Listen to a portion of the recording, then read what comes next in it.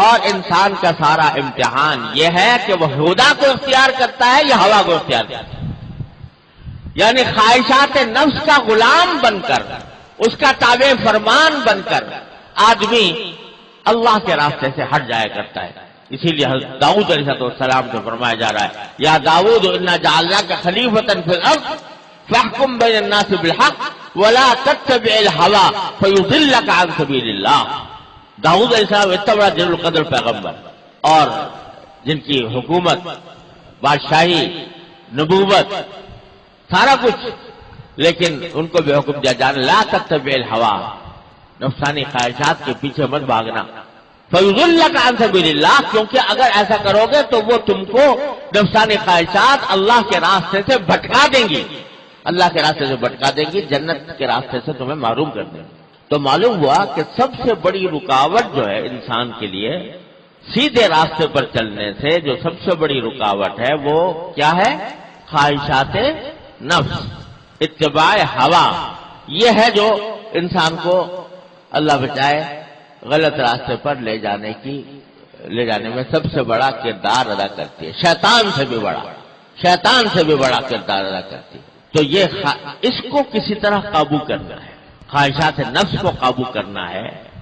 اس کے وہ ضرورت کی حد تک اور انسانی بشری تقاضے کی حد تک بے شک ان کے اوپر عمل ہو، لیکن گناہ کی طرف لے جانے والی خواہشات ہیں، ان سے آدمی مغلوب نہ ہو. حضرت امام غزالی رحمۃ اللہ علیہ نے فرمایا کہ انسان کے دل میں جو خواہشات پیدا ہوتی ہیں ان کی دو قسمیں.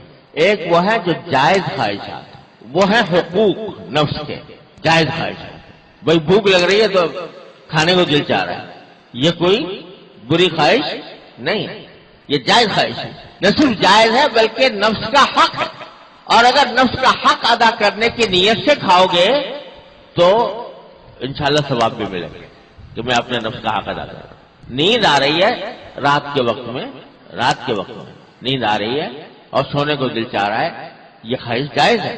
نہ صرف جائز ہے بلکہ نفس کا حق ہے. اگر نفس کا حق نہیں دو گے تو پکڑ ہوگی اللہ تعالی کی طرف سے. میں نے تمہارے وجود دیا تھا، یہ تمہاری ملکیت نہیں تھی، یہ میری امانت تھی، اس کی تمہیں حفاظت کرنی چاہیے تھی، اس کے جو حقوق تھے وہ ادا کرنے چاہیے تھے. اگر تم اس کو بھوکا مار دو گے، سونا نہیں دو گے تو یہ حق نہیں ادا ہوا اس کا. یہ جائز خواہشات ہیں، اور ان کی نہ صرف یہ کہ اجازت ہے ان پر عمل کرنے کی، بلکہ ان کی تاکید ہے.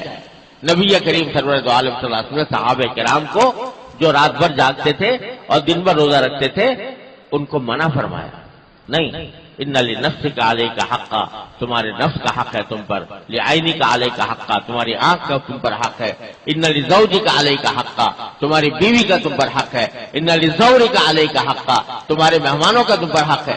فآت کل ذی حق حقا، ہر حقدار کو اس کا حق ادا کرو. یہ ہے حقوق نفس، یہ ادا کرنے میں، اس میں ماننے میں کوئی حرج نہیں. دوسری قسم حضرت فرماتے ہیں، حضرت امام غزالی رضی اللہ عنہ، دوسری قسم ہے حظوظ نفس کے مزے.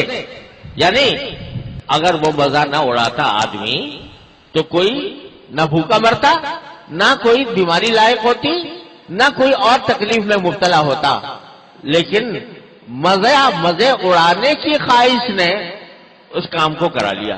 یہ ہے حظوظ نفس. تو حضرت امام غزالی فرماتے ہیں کہ ساری شریعت یہ ہے کہ حقوق نفس ادا کرتا رہے آدمی، اور حظوظ نفس سے حتی الامکان بچتا رہے. یعنی جو چیزیں صرف حق لینے کے لیے ہیں، چاہے مباحی ہوں، لیکن شروع میں آدمی کو چاہیے کہ ان مباحات سے بھی جو صرف مزے لینے کے لیے ہوں اس سے اپنے آپ کو بچانے کی کوشش کرے، کیونکہ اس میں جب انہماک بڑھتا ہے تو بسا اوقات انسان گناہ کے جو مزے ہیں ان کے لینے کی فکر کرنے شروع کر دیتے. تو حضرت امام غزالی رحمۃ اللہ فرماتے ہیں کہ حقوق نفس ادا کرتے رہو، اور حظوظ نفس یعنی وہ چیزیں جن پر تمہاری کوئی زندگی کا دار و مدار نہیں ہے، زندگی گزارنا، صحت مند زندگی گزارنا ان کے اوپر موقوف نہیں ہے، ان کی طرف کم سے کم بڑھو. اور خاص طور سے وہ خواہشات جو گناہ کی طرف مائل کر رہی ہیں، گناہ کی طرف مائل کر رہی ہو، ان کو کچلو، ان کو جتنا کچلو گے اتنا ہی اللہ تبارک و تعالیٰ کے محبوب ہوگے۔